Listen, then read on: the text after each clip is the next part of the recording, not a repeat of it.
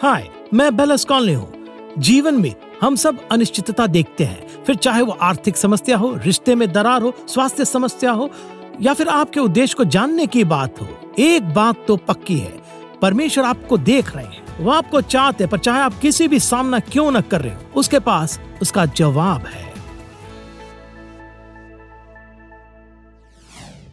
Hello दोस्तों, मेरे साथ जुड़ने के लिए धन्यवाद।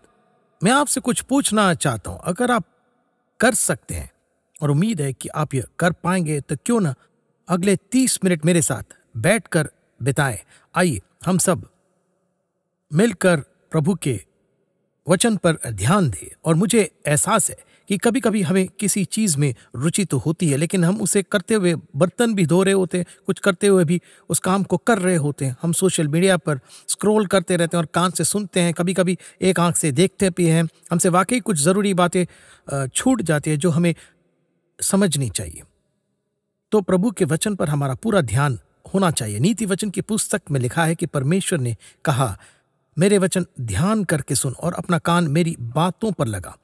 इनको अपनी आंखों से ओझल न होने दे, वरन अपने मन में धारण कर, क्योंकि जिनको वे प्राप्त होती है वे उनके जीवित रहने का और उनके सारे शरीर के चंगे रहने का यही कारण होती है।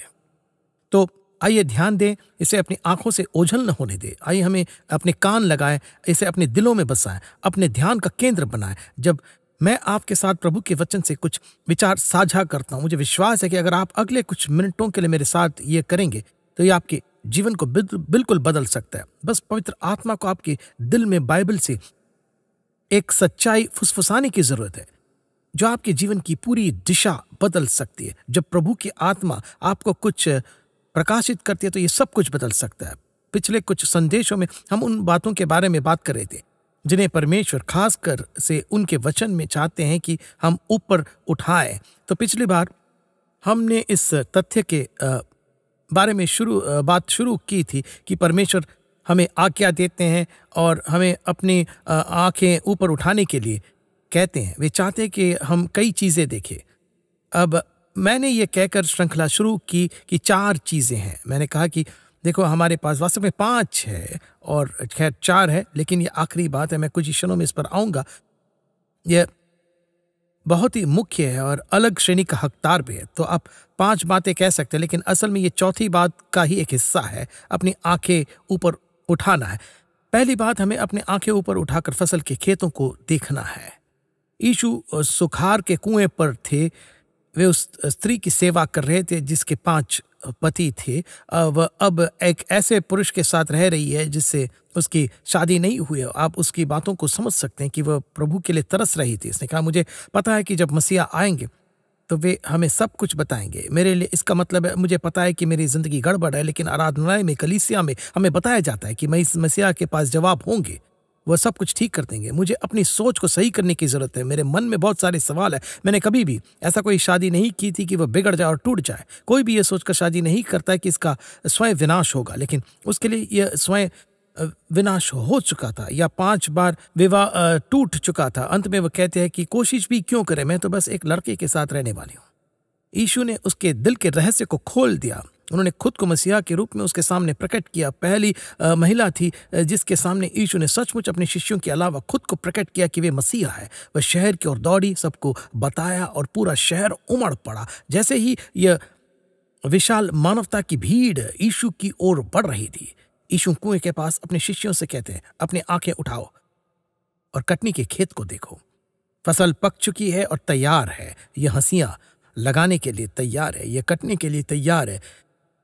वह मानवता के भीड़ के बारे में बात कर रहे थे। यीशु ने कहा, अरे यह मत कहो कि कुछ महीनों बाद और फिर कटनी आ जाएगी। वे कहते, देखो कटनी अभी हो रही है। वे प्रभु के राज्य में आने वाले लोगों के बारे में बात कर रहे थे। हमेशा एक विचार आता है, अच्छा परमेश्वर ने पहले भी यह किया था, आपको यहाँ होना चाहिए था, परमेश्वर का बड़ा कार्य हुआ था। ओ परमेश्वर ने यह जिस तरह से किया, उससे हमारे अंदर एक जागृति आई। हम जानते हैं कि परमेश्वर फिर से ये करेंगे। ये कुछ ऐसा है जैसे यीशु मार्था से उसके भाई लाजर के बारे में बात कर रहे हैं जो मर गया। उन्होंने कहा, मार्था मैं पुनरुत्थान हूँ, मैं जीवन हूँ। मार्था ने कहा, प्रभु अगर आप यहाँ होते तो मेरा भाई नहीं मरता। मुझे पता है कि एक दिन पुनरुत्थान जरूर होगा। मार्ता को अतीत पर भरोसा था, उसे भविष्य पर भरोसा था, लेकिन अभी के लिए उसको कोई भरोसा नहीं था। यीशु ने कहा, मैं पुनरुत्थान हूं और जीवन हूं। मुझे लगता है कि परमेश्वर चाहते हैं कि हम अपनी आंखें ऊपर उठाएं, क्योंकि हमारे चारों ओर पका हुआ अनाज है। कुछ लोग हर दिन पके हुए अनाज के खेतों से गुजरते हैं। ऐसे लोग हैं जो कटने और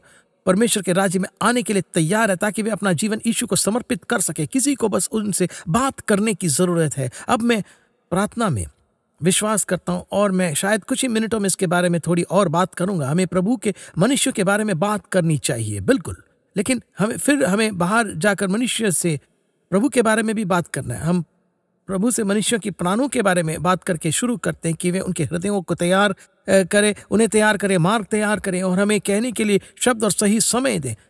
फिर हमें आगे बढ़कर कहना होगा, हे परमेश्वर, मैं यहाँ हूँ, मुझे भेजें। यीशु ने कहा, अरे फसल बहुत है, मजदूर कम है, प्रार्थना करो कि फसल का स्वामी खेत के लिए मजदूर भेजे। यीशु ने ये कहा। हमें प्रार्थना करनी चाहिए कि परमेश्वर फसल के लिए मजदूर भेजे। हम उस मानवता के भीड़ के बारे में बात करें जिसे प्रभु के राज्य में आने की जरूरत है। लेकिन पता है कि उन्होंने इसके ठीक बात क्या कहा? कहा कि इसलिए फसल के स्वामी से विनती करो कि वो अपने खेत में काम करने के लिए मजदूर भेज दें। यीशु ने जो अगली बात कही, उसके ठीक बाद उनके मुंह से निकले शब्द, इसलिए तुम जाओ। इसलिए हमें प्रार्थना करना है कि परमेश्वर लोगों को भेजे। कहना होगा, प्रभु मैं यहाँ हूं, मुझे भेजे, मैं जाने के लिए तैयार हूं। मैं स्थानीय बाजार में जा रहा हूं, मैं किसी से यीशु के बारे में बात करूंगा। मैं जिम में किसी ऐसे व्यक्ति से बात करूंगा जो मेरे बगल वाले ट्रेडमिल पर दौड़ रहा हो। किसी पड़ोसी से बात करूंगा। मैं किसी से बात करूंगा, चाहे वो कोई अजनबी होने क्यों ना हो। आप में से कुछ लोगों को बस हिम्मत जुटानी है, आगे बढ़ना है और यह करना होगा। मुझे पता है कि यह आपके लिए जो क्षेत्र सहज है उससे बाहर है, ये मेरे भी सहज क्षेत्र से बाहर है। लेकिन जब मुझे लगता है कि प्रभु मुझे कुछ करने के लिए प्रेरित करें तो मैं बस उसे करता हूँ। कुछ हफ्ते पहले मैं लुइसियाना के एक हवाई अड्डे पर था। हवाई अड्डे पर मैंने एक महिला को चलते हुए देखा, बहुत लंगड़ा रही थी। मुझे लगा कि मुझे प्रेरणा मिली। मैं उसके पास गया और कहा, मैडम क्षमा कीजिए। वो थोड़ा चौंक कर मुड़ी। मैंने कहा, परमेश्वर चाहते हैं कि मैं आपके लिए प्रार्थना करूं।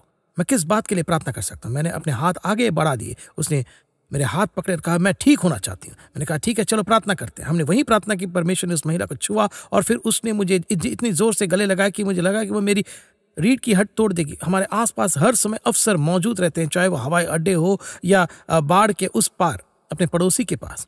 हमें किसी को यीशु के बारे में बताने की जरूरत है। ये दिलचस्प है, जब यीशु ने कहा मत कहो कि फसल ऐसे ऐसे महीनों में होगी, फसल पक चुकी है। मेरा मानना है कि यह हर पीढ़ी के लिए सच है। मुझे गलत न समझे। मेरा मानना है कि ऐसे समय आते हैं जब परमेश्वर की आत्मा अनोखे और गहन तरीकों से कार्य करती है। मैं इस पर विश्वास करता हूं। हम अपने समुदाय में, अपने देश में और वास्तव में जहां भी आप अभी एक वैश्विक जागृति के लिए प्रार्थना कर रहे हैं। आपको ये जानना जरूरी है कि हम एक ऐसी जागृति के लिए प्रार्थना करें जहां लोगों को इस सच्चाई का एहसास होगा कि एक स्वर्ग है जिसे पाना है, एक नर्क है जिससे दूर रहना है। आप उन्हें परमेश्वर से अलग कर रहा है और यीशु मसीह ही एकमात्र उत्तर है, क्योंकि उन्होंने संसार के पाप के लिए क्रूस पर अपनी जान दी। उन्हें उनके धार्मिकता के लिए मृतकों में से जीवित किया गया। हम संसार में एक जागृति के लिए प्रार्थना कर रहे हैं। हम कलीसिया में बेदारी के लिए प्रार्थना कर रहे हैं, पर हमारे चारों ओर अभी भी एक पकी हुई फसल का खेत है। कुछ लोग ऐसे हैं जिनके जीवन में सुसमाचार के बीज बोए जा चुके हैं। लोगों ने प्रार्थना की है और पवित्र आत्मा का शासन उनके हृदयों पर उतर आया है और वे तैयार है। किसी को बस आना है, हंसियां चलाना है और उस फसल को काटना है। और प्रकाशित वाक्य की पुस्तक में यीशु के एक बादल पर बैठे हुए दिखाया गया है। उनके सिर पर मुकुट है, हाथ में एक तेज हंसियां है। एक स्वर्गदूत पुकार कर कहता है, हंसुआ चलाओ क्योंकि पृथ्वी की फसल पक चुकी है। वह हंसियां यीशु के हाथों में कलीसिया है। यीशु पृथ्वी की फसल काटने वाले हैं, लेकिन हम ही है जिनके जरिए वे इसे काटते हैं। हम ही सुसमाचार का प्रचार करते हैं। प्रभु ने प्रचार की मूर्खता के द्वारा ही विश्वासियों को उद्धार के लिए चुना है। हम परमेश्वर के दूत हैं। बाइबल यह कहती है कि हम परमेश्वर के राजदूत हैं। हमें लोगों को यह बताना होगा कि उनका परमेश्वर के साथ मेल मिलाप हो चुका है, कार्य पूरा हो चुका है और उद्धार का उपहार उनके लिए उपलब्ध है, बशर्ते वे अपने पापों से पश्चाताप करें और उसे स्वीकारें। मैं एक बार एक खास देश में प्रचार कर रहा था। मैं एक पादरियों सभा आयोजित कर रहा था और कमरा पादरियों से भरा हुआ था। यह उस देश के एक बड़े शहर में था जहां मैं सम्मेलन कर रहा था। मैं जो संदेश दे रहा था वह गलत सोच को बदलने के बारे में था। गलत सोच गलत विश्वास की ओर ले जाती है। कभी कभी एक गलत विचार परमेश्वर की दया को हम तक पहुंचने से रोक सकता है, और यह बिल्कुल सच है। अगर आपको लगता है कि उद्धार आपके अच्छे कर्मों से मिलता है तो दोस्तों ये बिल्कुल बिल्कुल गलत सोच है, और इसे बदलने की ज़रूरत है, इसे दूर करने की ज़रूरत है, क्योंकि हम अपने अच्छे कर्मों से नहीं बल्कि परमेश्वर की कृपा से उद्धार पाते हैं। ये परमेश्वर की कृपा से है, विश्वास के द्वारा, अनुग्रह से ही आपका उद्धार होता है, कर्मों से नहीं, ताकि कोई घमंड न कर सके।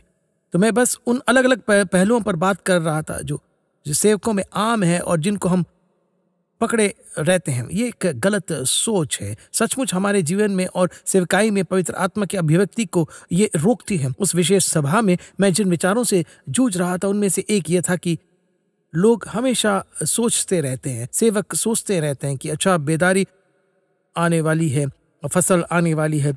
यह वैसा ही है जैसे यीशु ने कहा था, अरे ये कहना बंद करो कि फसल महीनों बाद आएगी, फसल पक चुकी है। तो मैं ये कह रहा था कि आपके शहर में, आपके देश में, मेरे देश की तरह ऐसे लोग हैं जो यीशु को स्वीकारने के लिए तैयार है और चाहत भी रखते हैं। हमें उनके साथ सुसमाचार बांटना होगा। हमें निश्चित रूप से प्रार्थना करना होगा कि आत्मा गहराई से कार्य करे और महान कार्य घटित हों, लेकिन हम अपने आसपास मौजूद फसल को नजरअंदाज नहीं कर सकते। मैंने कहा कि हमें इस विचार से निपटना होगा। ये गलत है। कभी कभी ये हमें सुसमाचार का प्रचार करने से रोकता है। जब मैं अपना काम पूरा कर रहा था तो एक स्थानीय पादरी वो काफी परेशान था। कहा कि तुम अमेरिकियों को लगता है कि तुम सब कुछ जानते हो। मैंने कहा माफ कीजिए, आपका क्या मतलब है? उसने कहा तुम यह कह रहे हो कि अभी फसल का समय है, तुम हमारे देश के बारे में कुछ नहीं जानते। नहीं, यह प्रार्थना करने का समय। मैंने कहा मैं सहमत हूँ, प्रार्थना करने का समय और ये हमेशा होता है, लेकिन आपके आसपास एक फसल है, वो उसी शहर का था, उस शहर में उसकी कलीसिया थी। मैंने कहा कुछ लोग हैं जो उद्धार पाना चाहते हैं। उसने कहा तुम गलत हो, तुम्हें लगता है कि तुम समझ रहे हो, लेकिन ये सुसमाचार प्रचार का समय नहीं है, तुम गलत हो, अभी वो ये नहीं चाहते। उसने मेरी बात ही नहीं सुनी। मैंने कहा सुनिए प्लीज, आज रात मेरी एक सभा है। दरअसल हमने उसके शहर में एक हॉल किराए पर लिया था और हमने उस सभा का विज्ञापन दिया था। मैंने कहा देखो, आज रात जरूर आना, मैं आपके लिए आगे की पंक्ति में एक सीट रख दूंगा, आए और देखें कि आपके शहर में क्या हो सकता है। उसने मना कर दिया और चला गया, और वह उस रात सभा में बिल्कुल नहीं आया। और वहीं यह उस जगह से बस एक ब्लॉक की दूरी पर था जहां हम पादरियों की सभा कर रहे थे। यह उसकी कलीसिया के बहुत पास था। मैं वहां पहुंचा और वहां भीड़ लगी हुई थी। बिल्डिंग में एक भी सीट नहीं बची थी। हमने कुछ गीत गाए और मैं वहां से उठा और मैंने एक उत्साहवर्धक संदेश दिया। मैंने उद्धार का एक बहुत ही सशक्त संदेश सुनाया और फिर उन लोगों से पूछा कि कौन मसीह को स्वीकारना चाहता है, कि वे लोग आगे आए जो बचाए नहीं गए थे, जो जानते थे कि अगर वे मर गए तो वे स्वर्ग नहीं जाएंगे, जो यीशु मसीह को प्रभु और उद्धारकर्ता के रूप में स्वीकारना और गले लगाना चाहते थे। और उस इमारत का पूरा सामने का हिस्सा पूरी तरह से भर गया। यह लगभग 40 फीट चौड़ा और 5 फीट या 6 फीट गहरा था। यह बस उन लोगों से भरा हुआ था जो वहां आए, प्रार्थना के और मसीह को अपने उद्धारकर्ता के रूप में स्वीकारे।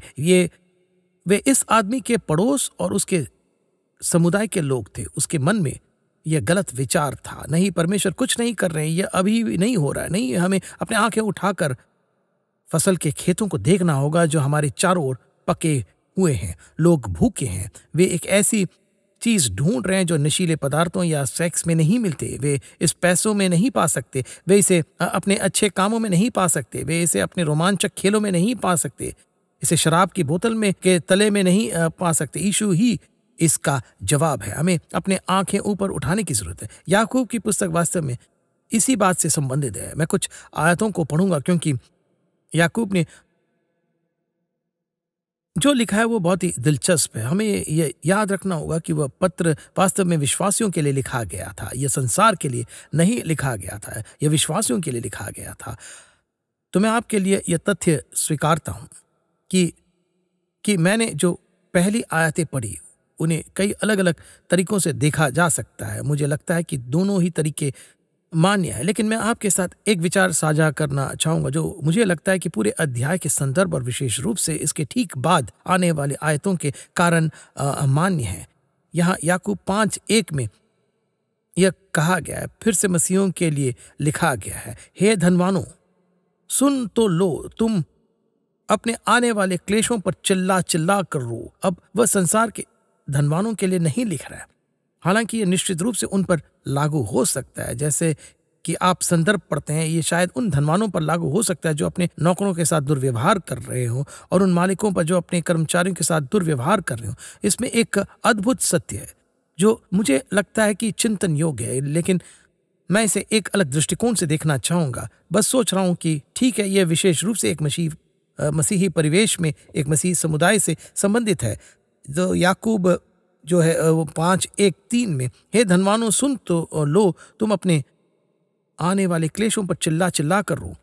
तुम्हारा धन बिगड़ गया और तुम्हारे वस्त्रों को कीड़े खा गए, तुम्हारे सोने चांदी में काई लग गई और वह काई तुम पर गवाही देगी और आग के समान तुम्हारा मांस खा जाएगा। तुमने अंतिम युग में धन बटोरा है। तो उन्होंने धन इकट्ठा कर लिया, वे लालची रहे, उन्होंने इसे अपने लिए रख लिया। फिर वो याकूब 5:4-6 में यही कहता है, देखो जिन मजदूरों ने तुम्हारे खेत काटे, उनकी मजदूरी जो तुमने उन्हें नहीं दी चिल्ला रही है, और लवने वालों की दुहाई सेनाओं के प्रभु के कानों तक पहुंच गई। तुम पृथ्वी पर भोग विलास में लगे रहे और बड़ा ही सुख भोगा। तुमने इस वक्त के दिन के लिए अपने हृदय का पालन पोषण करके मोटा ताजा किया। तुमने धर्मी की दोषी ठहराकर मार डाला, वह तुम्हारा सामना नहीं करता। तो निश्चित रूप से यहाँ सतही तौर पर एक स्पष्ट अर्थ है कि कोई अपने मजदूरों को धोखा दे रहा है। इन सब का हिसाब किताब का दिन आएगा और न्याय जरूर होगा, और सब कुछ किताबों में दर्ज होगा, कुछ भी छिपा नहीं रहेगा, सब कुछ सामने आ जाएगा। कुछ लोगों को न्याय का एक भयानक दिन भुगतना पड़ेगा क्योंकि उन्होंने लोगों को धोखा दिया है और अपना सब कुछ खुद पर लुटा दिया, और वे अपने दिलों और जिंदगी में मोटे हो गए, वो भी दूसरों की कीमत पर। हम ये समझते हैं, अगर आप इसे एक लाक्षणिक सत्य के रूप में देखें, और मैं इसी कारण से इसे साझा करता हूं क्योंकि वह आगे कहता है कि इसलिए हे भाइयों धीरज रखो। फिर से भाइयों वह मसीहियों को लिख रहा है, न कि कलीसिया से बाहर वालों को। याकूब 5:7-8, इसलिए हे भाइयों प्रभु के आगमन तक धीरज धरो। जैसे किसान पृथ्वी के बहुमूल्य फल की आशा रखता हुआ प्रथम और अंतिम वर्षा होने तक धीरज धरता है, तुम भी धीरज धरो और अपने हृदय को दृढ़ करो, क्योंकि प्रभु का आगमन निकट है। वचन में पहली और आखिरी वर्षा पवित्र आत्मा के उंडेले जाने के प्रतीक और प्रतिरूप है। इज़राइल की धरती पर शुरुआती बारिश हुई और इसने जमीन को तैयार और मुलायम कर दिया ताकि वे बीज बो सके। बाद की बारिश फसल से ठीक पहले हुई और इसने फसल को पका दिया ताकि वे हंसियां चलाकर फसल काटा जा सके। अब यहाँ लिखा है, किसान पृथ्वी के बहुमूल्य फल की आशा रखता हुआ धीरज धरता है। वह यहाँ एक उदाहरण दे रहा है। दोस्तों, परमेश्वर की ही वह किसान है जो धरती के अनमोल फलों का इंतजार कर रहे हैं। यीशु ने कहा, अपनी आंखें उठाकर खेतों पर दृष्टि डालो कि वे कटनी के लिए पक चुके हैं। यीशु ने कहा, फसल बहुत है, मजदूर कम है। प्रार्थना करो कि फसल का स्वामी अपनी फसल के लिए मजदूर भेजे। खासतौर पर खोए हुए लोगों तक सुसमाचार पहुंचाने की बात कर रहे हैं। तो यहाँ याकूब कह रहे हैं कि प्रभु जल्दी ही आ रहे हैं, लेकिन उनके न आने का एकमात्र कारण यह है कि पिता धरती के अनमोल फलों का इंतजार कर रहे हैं। वे इस अंतिम समय की फसल का इंतजार कर रहे हैं, वे धरती के अनमोल फलों का इंतजार कर रहे हैं। अब यह सिर्फ संयुक्त राज्य अमेरिका के फलों की बात नहीं है जहां मैं रहता हूं, यह सिर्फ ऑस्ट्रेलिया के फल नहीं है, यह सिर्फ इंडोनेशिया के फल भी नहीं है, यह सिर्फ बोर्नियो के फल नहीं है, यह सिर्फ स्पेन या यूरोप के फल नहीं है, अफ्रीका के फल नहीं है, मध्य अमेरिका के फल भी नहीं है, यह प्रशांत द्वीप समूह के फल भी नहीं है। वह धरती के अनमोल फल की प्रतीक्षा कर रहे हैं। दुनिया भर में एक जागृति होगी और प्रभु के राज्य में आने वाले लोगों की दुनिया भर में कटनी होगी। बाइबल कहती है कि परमेश्वर नहीं चाहते हैं कि कोई नाश हो, बल्कि यह कि सभी पश्चाताप करें। यह न सोचिए कि प्रभु अपने आगमन के वादे के प्रति लापरवाह है। वे किसका इंतजार कर रहे हैं? वे लोगों को उद्धार पाने का अवसर दे रहे हैं। प्रभु का हृदय चाहता है कि लोग उद्धार पाए। तो समझ लीजिए कि परमेश्वर धरती के अनमोल फल की प्रतीक्षा कर रहे हैं। उन्होंने पिछले आयतों में कलीसिया के धनी लोगों, संसाधनों तक पहुंच रखने वालों से कहा था कि जिन मजदूरों ने तुम्हारे खेतों की कटनी की, उन्हें धोखे से रोक लिया गया है। उनकी मजदूरी चीख चीख कर कह रही है कि कटनी करने वालों की चीखे सब्त के दिन के प्रभु के कानों तक पहुंच गई है। अगर हम इसे सीधे आगे की घटनाओं से और वास्तव में अगले अध्याय के आगे की घटनाओं से जोड़े तो यह अभी भी उसी के बारे में बात करता है। एलिय्याह का उपयोग करते हुए लोगों को ढेर सारे पापों से बचाए जाने की बात की जा रही है। यह सादृश्य आगे भी चलता रहता है। एलिय्याह ने प्रार्थना की और आकाश से वर्षा हुई और धरती ने अपनी फसल उगाए। आगे उसी अध्याय में यही विषय पूरे अध्याय में दोहराया गया है। अगर मुझे परमेश्वर का आशीष मिला है और मेरे पास संसाधन है और मैं उन्हें सुसमाचार में नहीं लगाता, लेकिन वह पैसा मेरे खातों में ही रहता है, वह मेरे बैंक में रहता है, मैं फिजूल खर्ची हूँ। यीशु ने कहा कि देखो, तुम्हारा धन जंग खा गया है, उसमें जंग लग गया है, तुम्हारे वस्त्र कीड़ों ने खा लिए, न्याय के दिन वे तुम्हारे विरुद्ध चिल्लाएंगे। उन्होंने कहा कि दो चीजें चिल्लाएंगी। सचमुच मजदूरों की मजदूरी चिल्लाती है और मजदूर खुद चिल्लाते हैं। दुनिया भर में अनिर्धारित धन है, शायद अरबों डॉलर, जिससे यीशु के अनुयायी अपार धन संपत्ति प्राप्त कर सकते हैं। किसी कारण वे सोचते हैं कि वे इसे अपने साथ ले जाएंगे, लेकिन परमेश्वर उन्हें बुला रहे हैं और उन्होंने यीशु मसीह के सुसमाचार का समर्थन करने के अपने उच्च उद्देश्य को कभी नहीं समझा। इसलिए परमेश्वर ने आपको व्यावसायिक समझ दी है। हाँ, आप अपने परिश्रम का फल भोग सकते हैं, इसमें कुछ भी गलत नहीं है। वे हमें लगभग हर चीज आनंद लेने के लिए देते हैं, लेकिन प्रभु हमें सफल इसलिए बनाते हैं ताकि हम सुसमाचार का समर्थन कर सकें। धन है अरबों डॉलर, और कुछ लोगों को के मामले में सैकड़ों डॉलर, कुछ लोगों के मामले हजारों और कुछ लाखों लोगों की सेवकाई में धन लगाने की जरूरत है। स्थानीय कलीसिया के काम में लगाने की जरूरत है ताकि बुलाए गए लोग जाकर फसल काट सके।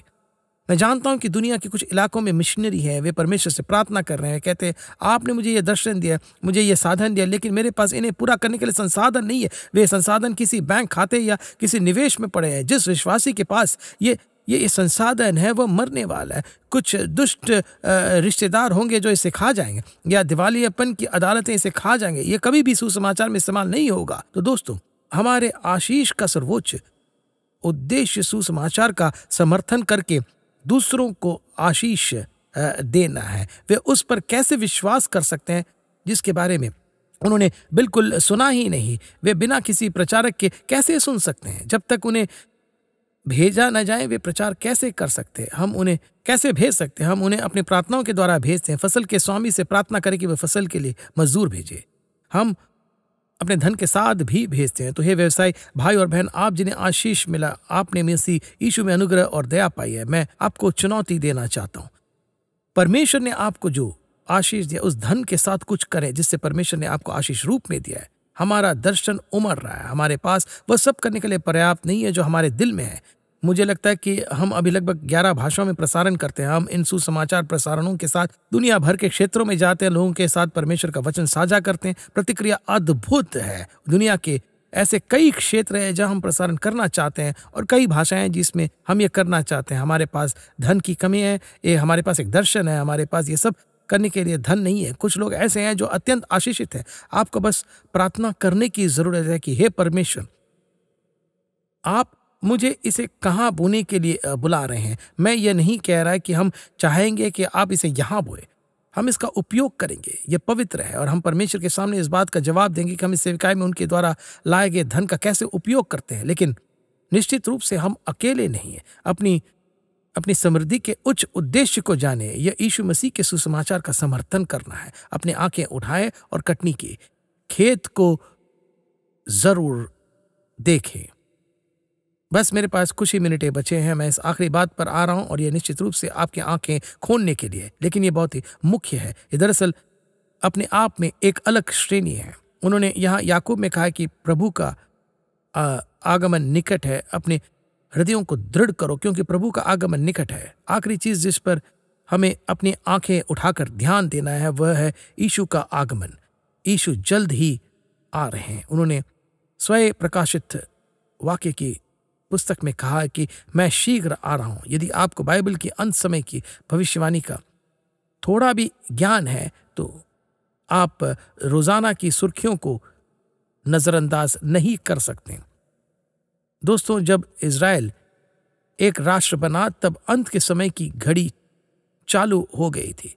इज़राइल के पुनर्जन्म की भविष्यवाणी की गई थी और यह 1948 में हुआ। अंत के समय की घड़ी चल पड़ी। हम सिर्फ अंतिम दिनों में ही नहीं है, हम अंतिम दिनों के अंतिम क्षणों में हैं। और मत्ती 24 और लूका 21 में शिष्यों द्वारा स्पष्टता की मांग का वृतांत मिलता है। वे यीशु से मंदिर के विनाश, उनके दूसरे आगमन और युग के अंत के बारे में, उनके कथनों के बारे में बात कर रहे थे। और ये कब होगा? यीशु जानते थे कि उनकी समझ सीमित है। उस समय उन्हें उनके दूसरे आगमन का कोई अंदाजा ही नहीं था।